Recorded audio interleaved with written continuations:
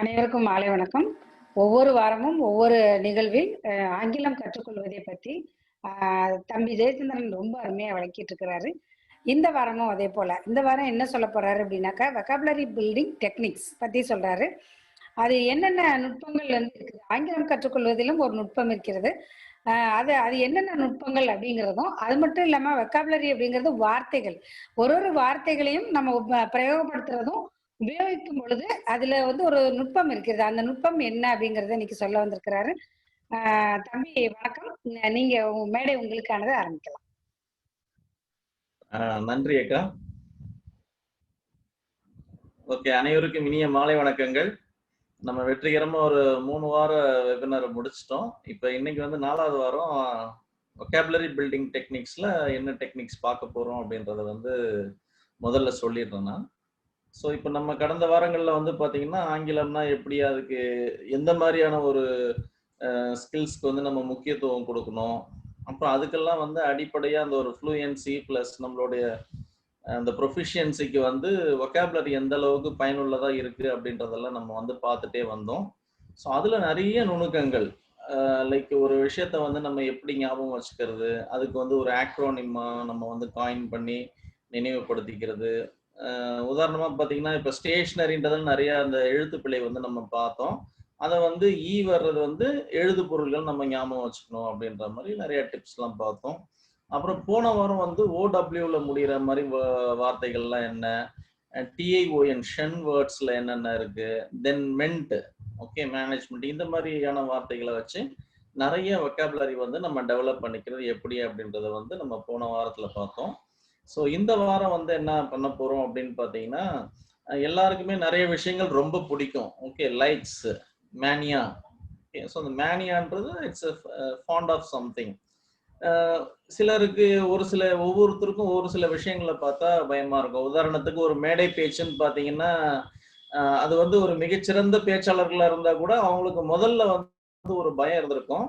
So அந்த தடையெல்லாம் தாண்டி அவங்க எப்படி ஒரு சிறந்த பேச்சாளராக மாறுறாங்க அப்படின்றது வந்து பார்த்தீங்கன்னா, அது ஃபியர் ஆஃப் ஸ்டேஜ் ஃபியர், அந்த ஃபியர் ஆஃப் பப்ளிக் ஸ்பீக்கிங், அந்த மாதிரி ஒவ்வொரு இதையும் அவங்க தாண்டி தான் வந்து இன்னைக்கு வந்து ஒரு நல்ல ஒரு சக்ஸஸ்ஃபுல் பர்சனாக வந்து இருந்திருப்பாங்க. ஸோ அந்த மாதிரி இப்போ இன்னைக்கு வகுப்புல வந்து நம்ம என்ன பார்க்க போறோம் அப்படின்னு பார்த்தீங்கன்னா, ஃபோபியாஸ். ஓகே, ஃபோபியாஸ்னால it is fear of something. அதை நம்ம மேனியன் போட்டால் ஃபாண்ட் ஆஃப் சம்திங் அப்படின்ற ஒரு விளக்கம் வரும். ஸோ அதை பற்றி தான் நம்ம இன்னைக்கு பார்க்க போகிறோம். ஸோ குறிப்பாக வந்து பார்த்தீங்கன்னா ஃபோபியாஸில் வந்து பார்த்தீங்கன்னா ஃபர்ஸ்ட் வந்து heights. Okay, fear of height.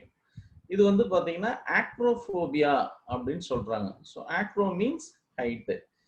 So இந்த ஹைட்ல என்ன சார் பயம் அப்படின்னு நிறைய பேர் நினைக்கலாம்.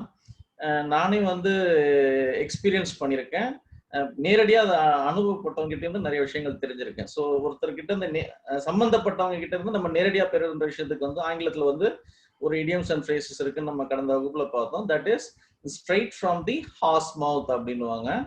ஸோ அந்த ஸ்ட்ரைட் ஃப்ரம் த ஹார்ஸ் மவுத்னு பார்த்தீங்கன்னா இப்போ ஹைட், இப்போ நம்ம ஃப்ளைட்லாம் போகிறோம், ஓகேங்களா. ஸோ இப்போ நம்ம ஃப்ளைட்ல போகும்போது பார்த்தீங்கன்னா அது ஃபர்ஸ்ட் டேக் ஆஃப் ஆகும்போது ஒரு குறிப்பிட்ட ஒரு 3 to 4 மினிட்ஸ்ல வந்து ஒரு சர்டன் ஆல்டிடியூட் ஹைட் வந்து போயிடும். ஒரு 1000 கிலோமீட்டர்ஸ் அந்த ஆல்டிடியூட் மேலே போகும். ஸோ அப்படியே மேலே போய் அது வானத்துக்குள்ள போய் அப்புறம் லேண்ட் ஆகும்போது என்னன்னா அப்படியே அந்த ஆல்டிடியூட் கொஞ்சம் கொஞ்சமா குறைஞ்சிட்டே வரும். அது ஒரு தடவை எனக்கு தெரிந்த நண்பர் ஒருத்தர் பயணம் பண்ணும்போது என்ன ஆச்சு அப்படின்னா, ஒரு மிக உயரமான ஆல்டிடியூட்ல இருந்து சடனா அப்படியே திடீர்னு குறைச்ச உடனே பயணிகள் எல்லாரும் அலறிட்டாங்க. ஸோ அந்த விமான பயணத்துல வந்து பயணிச்ச எல்லா பயணிகளுமே வந்து அதுக்கு பிறகு நீங்க சும்மா கூப்பிட்டா கூட நான் வந்து விமானத்துல வரலடா சாமி அப்படின்ற அளவுக்கு ரொம்ப ஒரு பயந்து போயிட்டாங்க. ஸோ இது வந்து அந்த ஒரு ஆக்ரோஃபோபியா அப்படின்ற ஒரு விஷயம். ஸோ இது மட்டும் இல்லாம நிறைய விஷயம், இப்போ நீங்க ஒரு மரத்துல ஏறி மேல இருந்து பார்க்கும்போது ஒரு பயமா இருக்கும், ஒரு உயரமான கட்டிடத்துல இருந்து பார்க்கும்போது பயமா இருக்கும். நம்ம வந்து இப்போ ஊட்டி கொடைக்கானல்லாம் சுற்றுலா போகும்போது பார்த்தீங்கன்னா அந்த மலை மேலே வளைஞ்சு போகும்போது எல்லாருமே அப்படியே ஒரு பயமா இருக்கும். ஸோ இது எல்லாமே it is called as acrophobia. Next is axiophobia. So axiophobia அப்படின்னா என்னன்னா ஃபியர் ஆஃப் ஃபெயிலியர். ஸோ எப்பயுமே நமக்கு வந்து ஒரு நம்ம தோல்வி விட்டுருவோமோ, இது தப்பா போச்சுன்னா என்ன ஆகுறது அப்படின்ற மாதிரி ஒரு ஃபியர் இருந்துட்டே இருந்ததுன்னா that is called as axiophobia. Next one, the scopophobia. Scopophobia means something stared at. Okay, a dog may be stared at you, or some persons who in a drunken state may be stared someone. So in the மாதிரி situationல இருக்கிறதுலாம் வந்து it is called as scopophobia. And next is stage fear or public speaking. இது ரெண்டுமே வந்து it is called as glossophobia. So ரெண்டுமே வந்து பாத்தீங்கன்னா we need a lot of practice to overcome this fear. But I assure you that if you have a consistent practice, definitely you all will be a great speaker. You will never feel any stage fear or public speaking, something like that. So as I mentioned in my first class, I had a fear of speaking to the public. In my NCC days, I had a fear to talk to the people of brain drain and other extempore topics. But later on, I have excuse me. Later on, I have analyzed where I lack and started improving myself. So you all of you also can speak very well in any public forum. So that is fear of public speaking is called as glossophobia. Next is fake people. So fake people, if you take fake people, you could see this kind of words from the adolescent stage students. Okay, adolescent stage students. இப்போ ஒரு பள்ளி பருவத்துல இருந்து கல்லூரிக்கு வர்றவங்க, இந்த மாதிரி மாணவர்கள்ட்ட வந்து பாத்தீங்கன்னா அவங்க பொதுவா சொல்ற ஒரு வார்த்தை வந்து பாத்தீங்கன்னா I hate fake people sir, I fear of fake peoples அப்படின்னு சொல்லுவாங்க. அது ஏன் அப்படின்னா அந்த அடால்சன்ட் ஸ்டேஜ்ல அவங்க எக்ஸ்பீரியன்ஸ் பண்ற ஒரு விஷயங்கள். ஏன்னா அந்த ஒரு ஏஜ்ல வந்து அவங்களுக்கு எதையும் சரியா வந்து ஒரு ஜட்ஜ் பண்ண தெரியாம, sometimes girls in infatuation they fall prey to certain things. So அந்த மாதிரி வந்து they would have some bad experience. அதனால வந்து it is called as androphobia அப்படின்னு சொல்லுவாங்க. Next is huge crowds. இப்போ ஹியூஜ் க்ரௌட்ஸ்னாலே வந்து இப்போ எல்லாருக்குமே அடுத்த வாரம் நம்ம நாளைக்கு வந்து நம்ம பொங்கல் திருவிழாவை வந்து கொண்டாட போறோம். எல்லாருமே துணிமணிலாம் எடுத்திருப்பீங்க. இப்போ துணி எடுக்க போனோம் அப்படின்னா கடத்தெருவுக்கு போனாலே வந்து ஒரு சிலர் வந்து ரொம்ப சந்தோஷமா போவாங்க. ஒரு சிலர் ஐயோ இந்த கூட்டத்திலேயான்னு வந்து சாதாரண நாட்கள்லயே வந்து எல்லாருமே பயப்படுவாங்க. அதுவும் இப்போ நம்ம வந்து கொரோனா காலத்துல இருக்கிறோம். ஸோ அந்த முறையான சமூக இடைவெளி இருக்கணும், மாஸ்க் அணிஞ்சிருக்கணும், இந்த மாதிரி ஒரு இதெல்லாம் இருக்கு. ஸோ அந்த ஹியூஜ் க்ரௌட்ஸை பார்த்து பயப்படுறவங்களுக்கு வந்து இட் இஸ் கால்ட் ஆஸ் எனாக்லோஃபோபியா. அதை வந்து டெமோஃபோபியான்னு சொல்லுவாங்க. இன் சைக்கியாட்ரிக் டேர்ம்ல வந்து அகோரோஃபோபியா அப்படின்னு சொல்லுவாங்க. It is fear of huge crowds or insecurity. இது எல்லாமே it is called as enochlo, demo, agora. Based on the situation it may differ. Next is crows, birds. இதெல்லாமே it comes under ornithophobia. That most of you already know that. Next is a physical injury. Okay, trauma.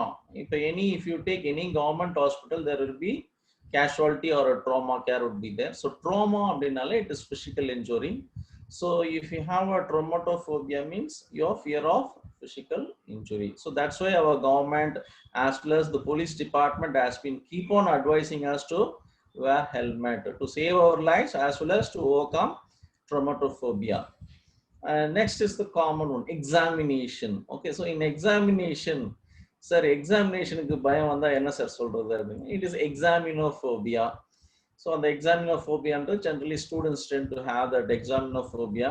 அதுவும் அந்த date announce பண்ண பிறகு அந்த டேட்ல இருந்து அப்படியே கடிகாரம் வந்து ரொம்ப வேகமா ஓடும். ஸோ அது வந்து examinophobia.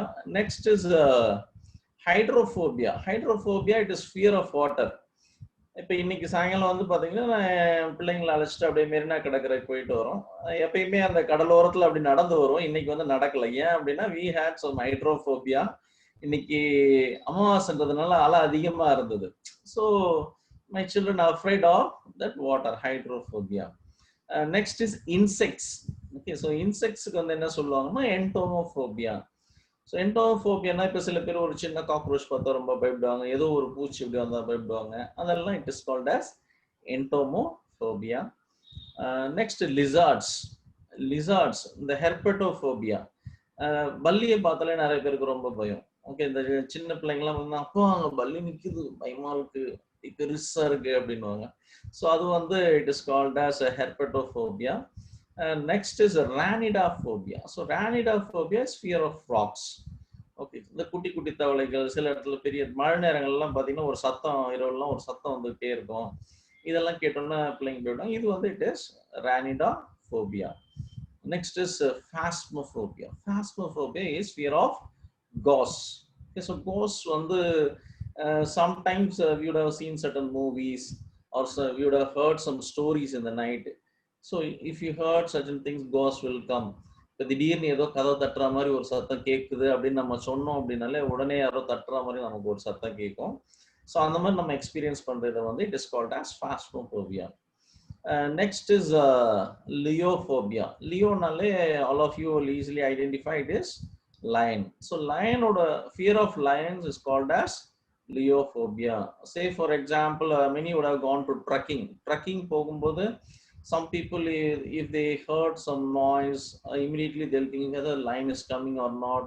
Some animals are coming. So that is, if they fear of a lion means it is leophobia.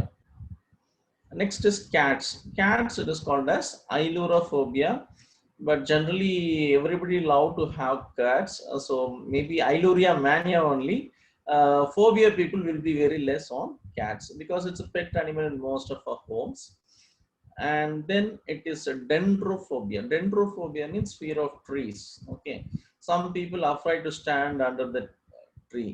Okay, something may have fallen, whether the tree is strong or not, they will look up and down and see the wing force, something like that. So it's a kind of dendrophobia. Next is onirophobia, is fear of bad dreams. Okay, bad dreams.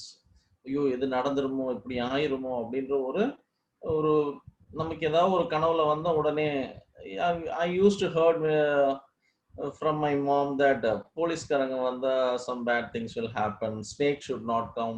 So this kind of things we would have heard in our olden days.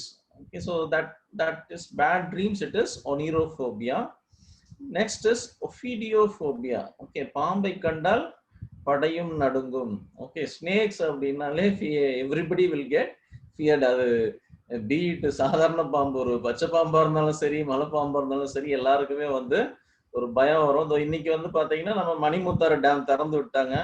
எல்லாரும் வந்து தண்ணி வருதுன்னு சந்தோஷமா குளிச்சாலும் ஒரு பக்கம் வந்து ஏதாவது பாம்பு வந்துருமோ அப்படின்ற மாதிரி ஒரு பயம் இருக்கும். It is ophidiophobia. Next is tryphanophobia. Tryphanophobia அப்படின்னு என்னன்னு பார்த்தோம்னா அது வந்து it is injections. Okay, injections are medical process. I have seen people who try to put injections. Okay, childrenக்கு வந்து நிறைய பேருக்கு இன்ஜெக்ஷன்ஸ்னாலே ஒரு பயமா இருக்கும். மாத்திரை எவ்வளவு வேணாலும் கொடுங்க, நான் போட்டுக்கிறேன், இன்ஜெக்ஷன் மட்டும் வேண்டாம் அப்படின்னு சொல்லி சொல்லுவாங்க. ஸோ அதெல்லாம் வந்து fear of injections and medical process. Some people they are afraid to go to the doctor. நாளைக்கு செக்கிங் ஒரு செக் பண்ணிட்டு வந்துடலாமா, நாளைக்கு டாக்டரை பார்த்து வரலாம்னாலே உடனே immediately they will become fatigue and feel giddiness and all these things will happen. So this kind of fear is called as tryphanophobia. And next is staying single. Okay, staying single.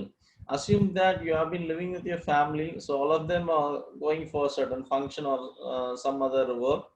Only you are alone at your home. So that time you may think in a very negative tone. So that is called as anuttaphobia, which means staying single.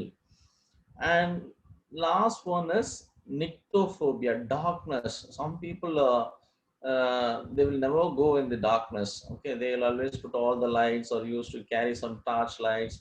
So one who is afraid of darkness is called as nyctophobia. Okay, so these are the words which I would like to share with you all this week. I hope all of you would have understood its meanings. So இது வந்து நம்ம ஃபியர்னு வரும்போது ஃபோபியாஸை வந்து சஃபிக்ஸாக use பண்ணிக்கணும். Fond of அப்படின்னு வரும்போது மேனியாஸ்ன்றதை நம்ம use பண்ணிக்கணும். So that's all for today's session.